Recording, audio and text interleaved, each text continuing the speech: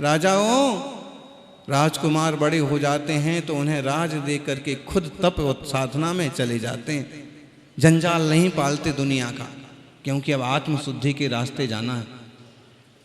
चले गए पिता तो मोक्ष, विष्णु मुनि आज तप कर रहे हैं और महापद्म हस्तिनापुर का राज कर रहे हैं। इन लोगों ने जाके और बहुत अच्छे से उनको इम्प्रेस्ड किया, जबरदस्त प्रभावित कर लिया।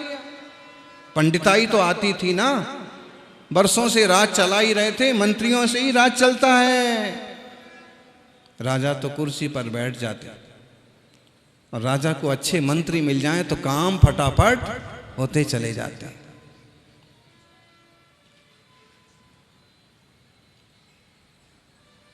राजा बहुत प्रभावित हुए और मंत्रियों ने साथ में कहा, महाराज आपका कोई सबसे बड़ा टेंशन हो, सबसे बड़ी कोई तकलीफ हो, वो बताइए हमको, हम उसको हल करके दिखाएंगे, उसके बाद हमें आप कोई गिफ्ट देना।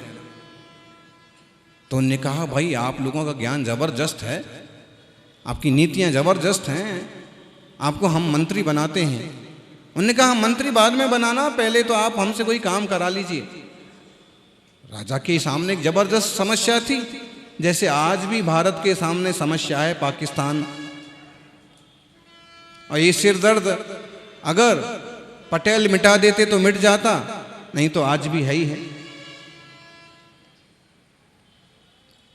उन्होंने कहा कि ऐसा एक राजा है कि जिसके पास शेर का रथ है, शेर की सवारी पर आता है, सेना के साथ आता है और हमारी सीमाओं में उपद्रव मचा करके चला जाता है।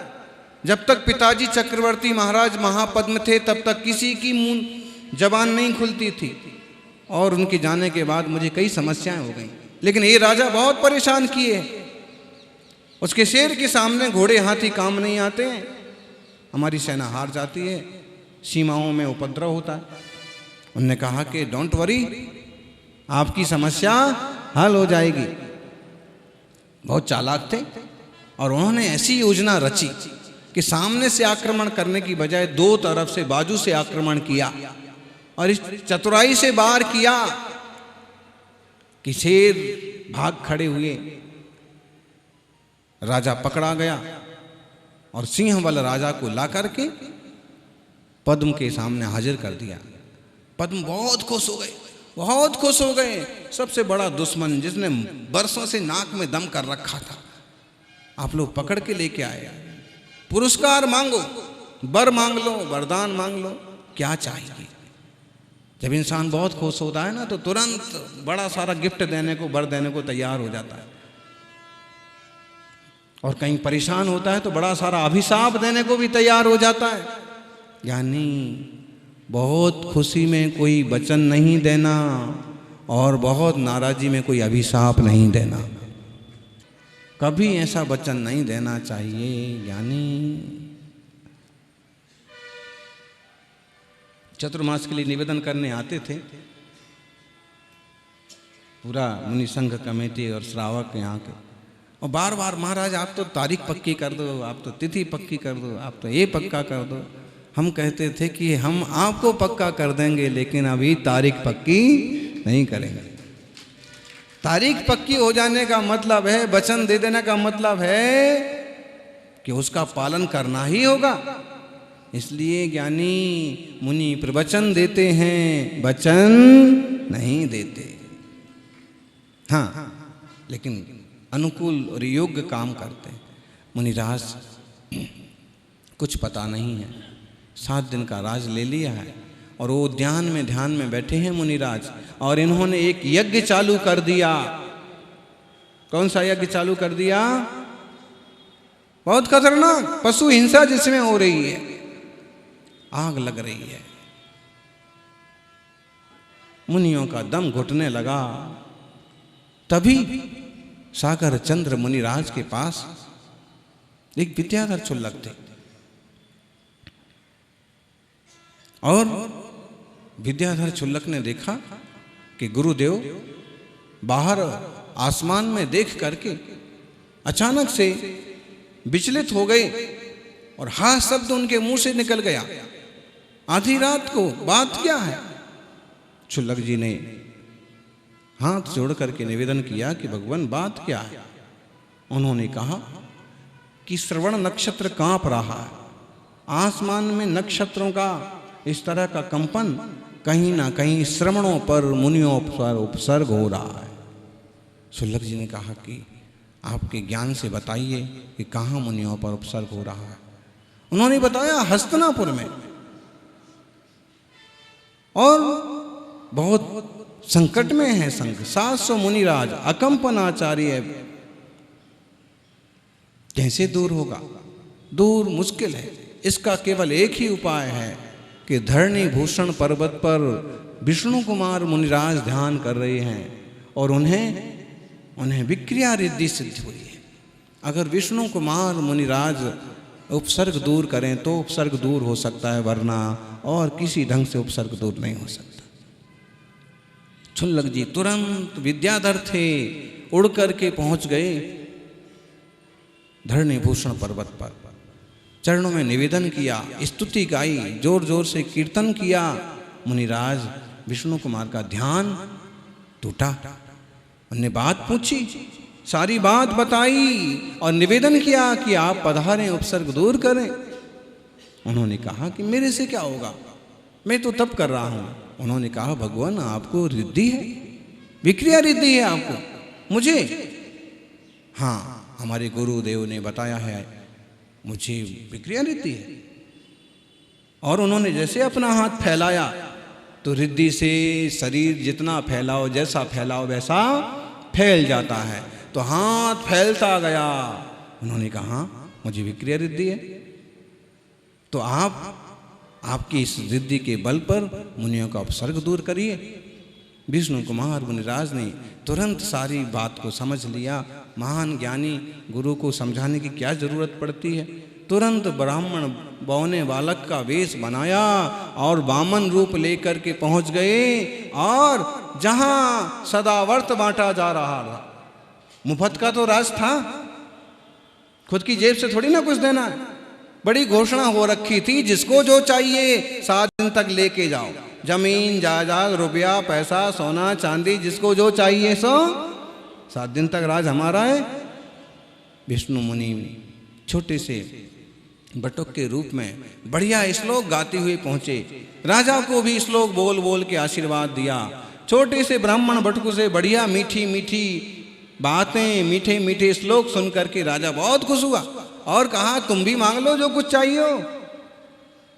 उन्होंने कहा कि मुझे तो केवल 3 पग भूमि चाहिए। बलि ने उनका मजाक बनाया, जैसे तुम्हारा शरीर छोटा है ना, ऐसे तुम्हारी बुद्धि भी छोटी। तुम्हें मालूम है तुम किससे मांग रहे हो? राजा बलि से मांग रहे हो। कुछ बड़ा मांगो। उन्होंने कहा कि बस इस शरीर के लिए 3 डग भूमि बहुत है। आप तो सिर्फ देने का वचन दो, प्रतिज्ञा करो, जलधारा छोड़ो। उसने कहा था ठीक है, तुझे इतनी सी चीज चाहिए, नहीं तो जो मांगे सो। और उसने प्रतिज्ञा कर ली। और जैसे ही प्रतिज्ञा करी दान की, तो 1.5 हाथ का शरीर और इतना बड़ा बन गया कि एक पांव रखा सुमेरु पर्वत पर, दूसरा मानसोत्तर पर्वत पर। और अब आवाज आई कि बोलो, मैं तो केवल अभी 2 ही डग नापा, 1 ही डग नापा, बाकी अब अगला कदम कहाँ रखूं, तेरे सर पर रखूं। तभी सारे देव उपस्थित हो गए, विद्याधर उपस्थित हो गए, त्राहिमाम त्राहिमाम करने लगे, रक्षा करो। अगर आपने पांव रख दिया तो सब कुछ चौपट। और राजा ने, बलि ने, चारों के चारों मंत्रियों ने माफी मांगी, क्षमा मांगी। उन्होंने अपना रूप छोटा किया, क्षमा किया, सही मार्ग समझाया। और उन्होंने जाकर के मुनियों से क्षमा मांगी और मुनियों ने उन्हें क्षमा किया। उपसर्ग दूर हुआ और 700 मुनिराजों की आहार चर्या। धन्य है। ऐसा महान वीतरागी मुनियों का ये मार्ग है।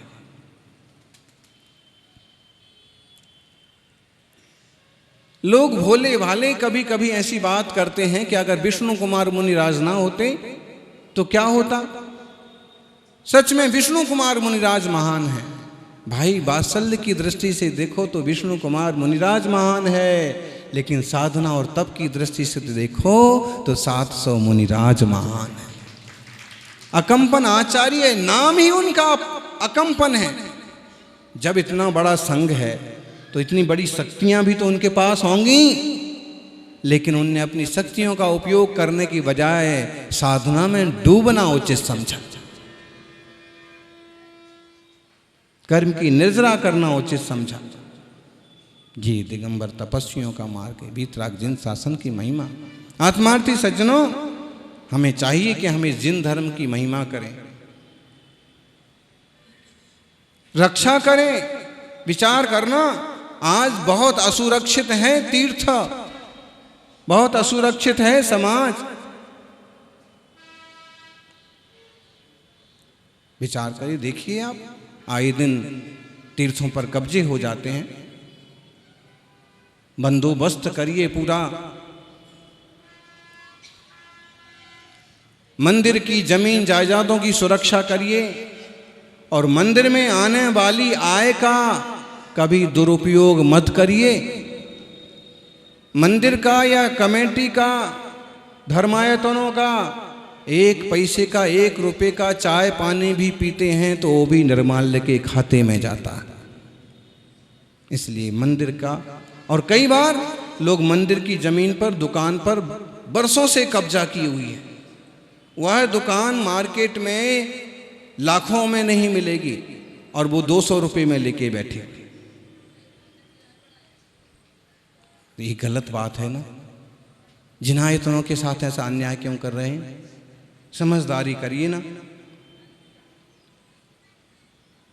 जो नियम कानून है, हर 5 साल में 10 साल में कमेटियां बदल जाएं, नए नए लोग आते जाएं, ठीक से संस्थाएं चलती रहें, ये तो समाज का विवेक है। बच्चों के संबंध में भी बहुत समझदारी रखने की जरूरत है।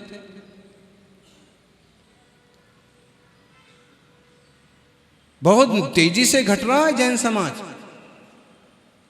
आप 2 जनों के बीच में एक ही संतान आई का मतलब क्या हुआ कि अगर आज आप 50 लाख हैं तो अगले 10 साल 15 साल में 25 लाख होने वाले, और उसमें भी अगर वो टपक गया, मर गया, छोरी इधर उधर भाग गई। छोरियों का तो देख लो आज हैं। परसों दादाजी रोते आए, कहने लगे कि छोरी पोती ऐसा ऐसा कर रही है। हमने कहा समझाओ, समझा रहे हैं लेकिन समझने को तैयार नहीं। किसी गैर जैन को पसंद कर लिया। कम से कम संस्कारी परिवार तो हों।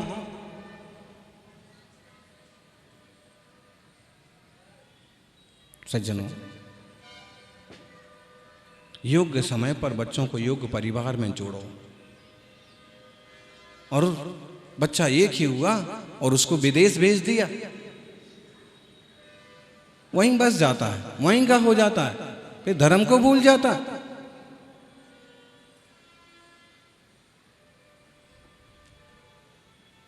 ये रक्षा करना आपका कर्तव्य है। आज थोड़े से परिवार हैं जो जिन धर्म पर, देवशास्त्र गुरु पर अपनी जान निछावर करते हैं, भरपूर दान करते हैं। वरना लोग आज दान करने से भी हाथ पीछे हटाने लगे। जहाँ जरूरत है वहाँ दान करिए, तीर्थों के उद्धार करिए।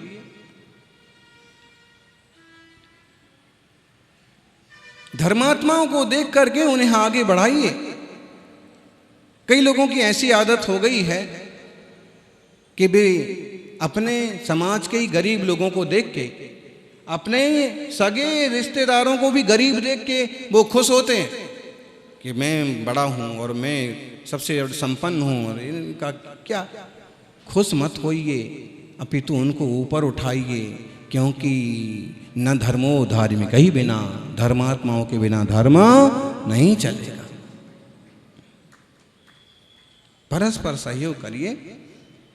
और देखिए महिला संगीत के नाम पर क्या क्या होने लगा है, किस तरह के लोग शामिल होने लगे। उससे तो नैतिकता का ह्रास होगा। और कोरियोग्राफी के नाम पर जिस चाहे को बुला करके 2-2, 4-4 दिन उनके साथ रहना, हाथ पांव चलाना, नाचना सीखना, उसके भी दुष्परिणाम होते हैं।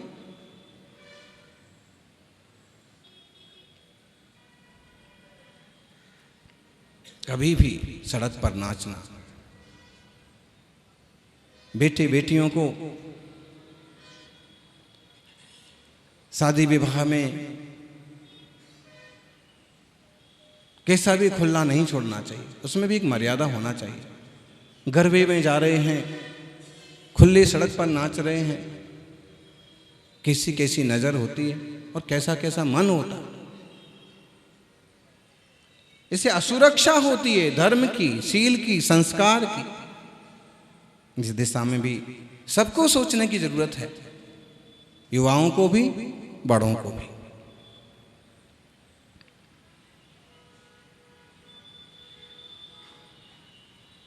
जिनालयों की रक्षा हो, जहां जिनालय नहीं है वहां बने, जहां बने हुए हैं वो सुरक्षित हों।